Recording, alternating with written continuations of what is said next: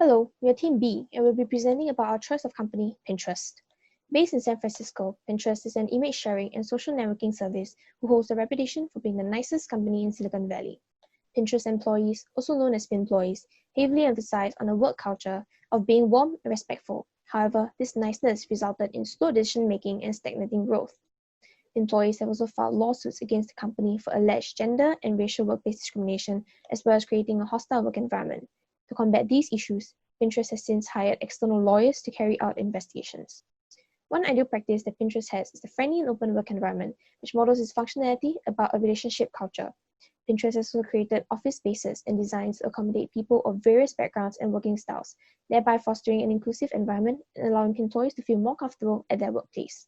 However, this has led to two issues, namely decelerated decisiveness and a lack of diversity. Firstly, the friendly working environment has caused employees to withhold negative feedback, and this led to a reluctance in decision-making as they fear upsetting fellow employees. Despite internal campaigns to encourage being upfront, the core intent of these campaigns were not translated well, as employees were told by their managers to choose their words carefully. Additionally, the extent of this decelerated decisiveness has even imposed CEO Ben Silverman to send a company-wide email urging employees to make decisions quickly and to take more ownership.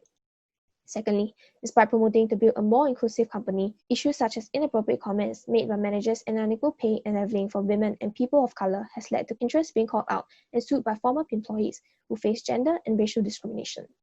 In addition, former COO Francois Brugger had her work stolen without giving credit, was uninvited to board meetings, and was fired when she spoke up about the internal issues of gender biases against women because she was not being collaborative. With such reports, this has shown light into the internal culture of Pinterest, which appears to be different from their claims. As this form of discrimination threatens the diversity and inclusion, or D&I in short, in the Pinterest workplace, this will lead to a toxic culture for employees who will not feel a sense of belonging, but yet feel alienated from their superiors. Now we're talking about the analysis of Pinterest's organizational culture practice of communication from collectivism.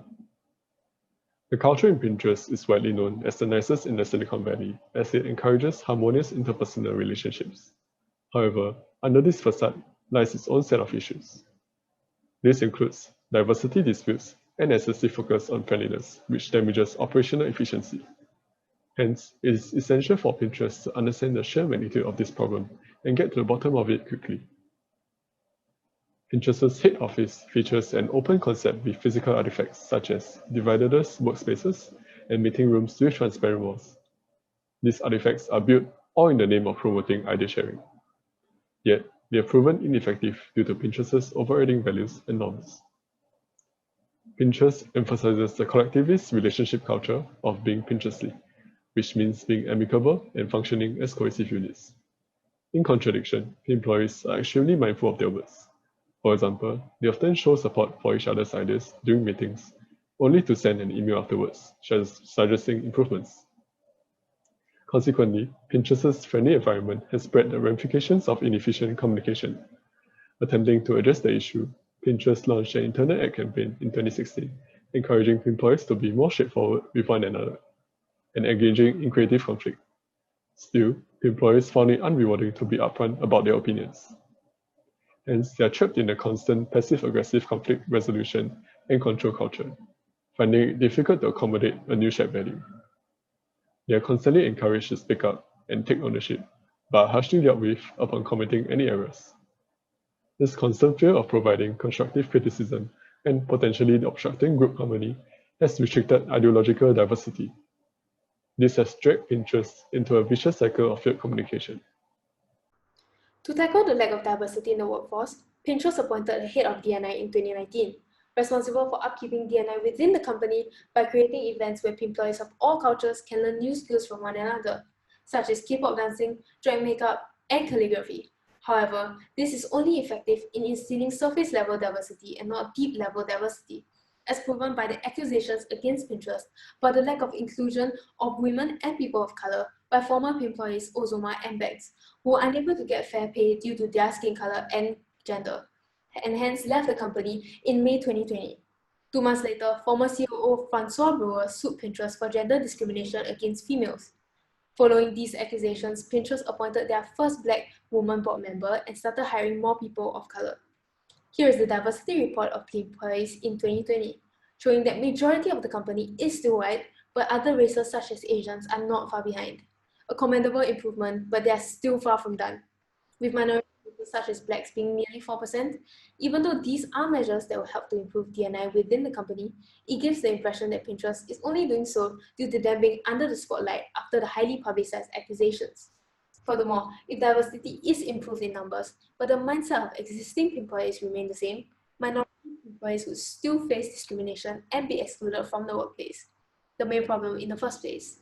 Hence, these methods prove to be inefficient and will have little effect on D&I in Pinterest. Pinterest's collectivism and ineffective communication, coupled with its publicized lack of diversity, which may limit executive perspectives, created a culture of conformity, which seemingly follows Etch's line experiment. Its external horizontal and vertical communication has been rendered inefficient, and external communication such as slogans seem tone deaf as well. Ben Silverman has placed a heavy emphasis on creating employee welfare and an enjoyable work environment.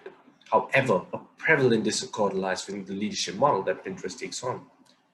Pinterest incorporates a form of hybrid leadership.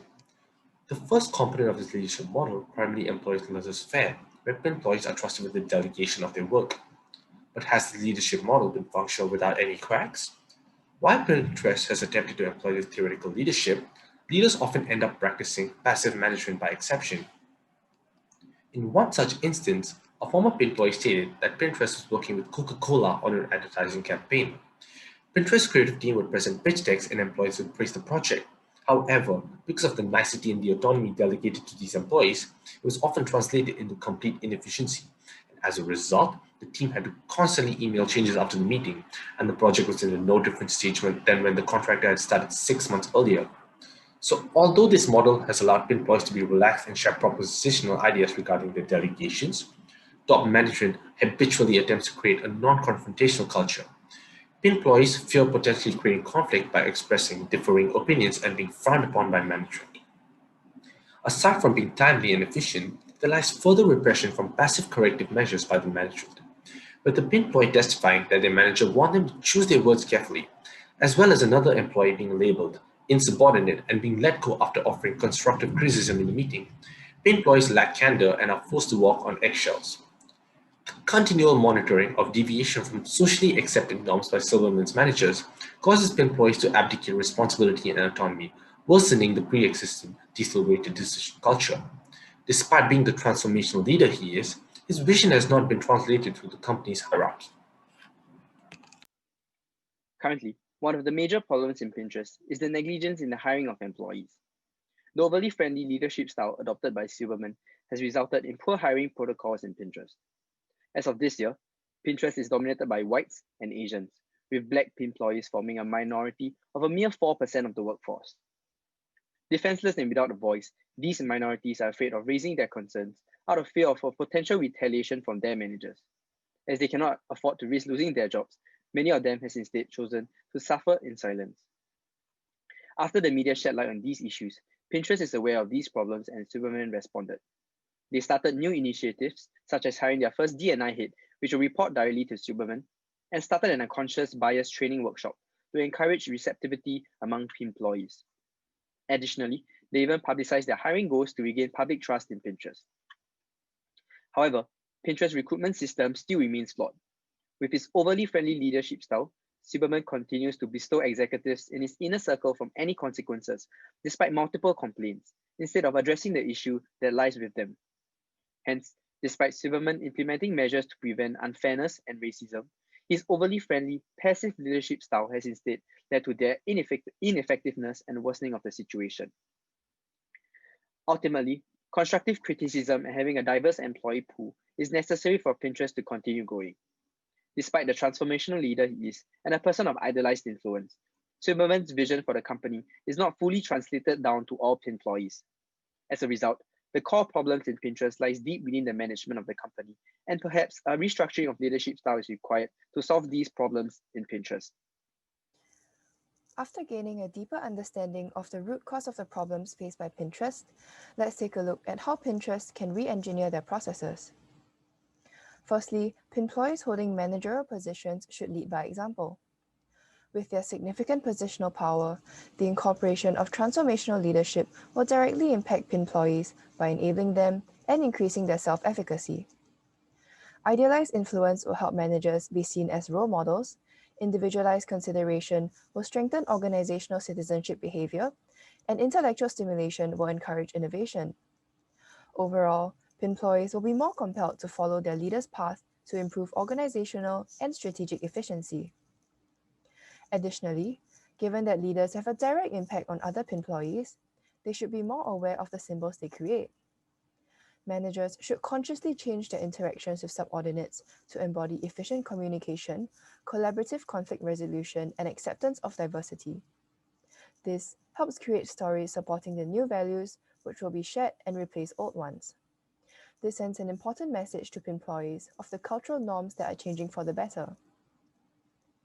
Pinterest can also organize team building sessions, which serve as a material symbol artifact of an inclusive culture. In addition to diversity hiring, Pinterest can screen deep-level diversity traits of employees and gather those with different results. These sessions help employees understand and embrace each other's differing backgrounds, as well as broaden their perspectives on diversity. This reduces workplace conflicts due to cultural clashes, encourages idea sharing, and helps employees to avoid potential workplace discrimination. Having discussed our suggestions, what then are their implications? After conducting Lewin's force field analysis of the re-engineered processes, we can see that the driving forces heavily outweigh the restraining forces. This is because brand image, efficiency, feedback systems, increased business opportunities, and heightened engagement have a significantly larger weight and impact than the short-term implications. In addition, losing its unique selling point of being the nicest company is a menial concern compared to improving the decelerated decision culture. Hence, organizational change via our suggestions is appropriate to help Pinterest stay afloat in the technological industry. With this in mind, let us now move into what we can learn from Pinterest. So what exactly can we take away from Pinterest? My group has broken this down into two categories. Firstly, leadership. An organization's culture is heavily affected by the type and effectiveness of leadership present. With this, a leader has to be able to provide direction and at the same time enforce and align his employees, especially his management team, to his beliefs and goals. Only then will they be present throughout the layers of workplace hierarchy and have clear benefits to the organization. On the other hand, ignorance and disbelief in them will result in various conflicts and problems arising, hampering both productivity and performance, as with Pinterest.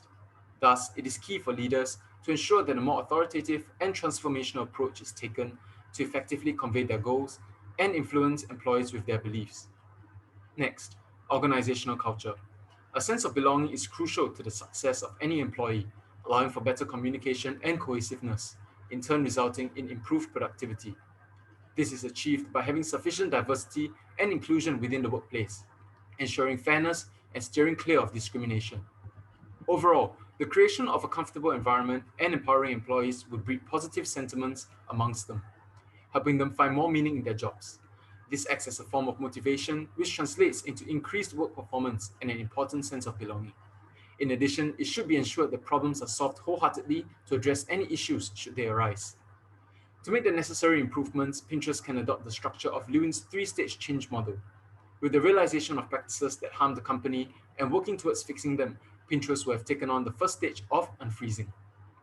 The second stage of change is embarked on with the implementation of measures that my group has suggested. Finally, the last stage of refreezing. It locks such practices and processes as the new norm in Pinterest, ensuring that the company sticks to its new developments, permanently moving away from old habits and problems faced. With that, my group has come to the end of our presentation. Thank you.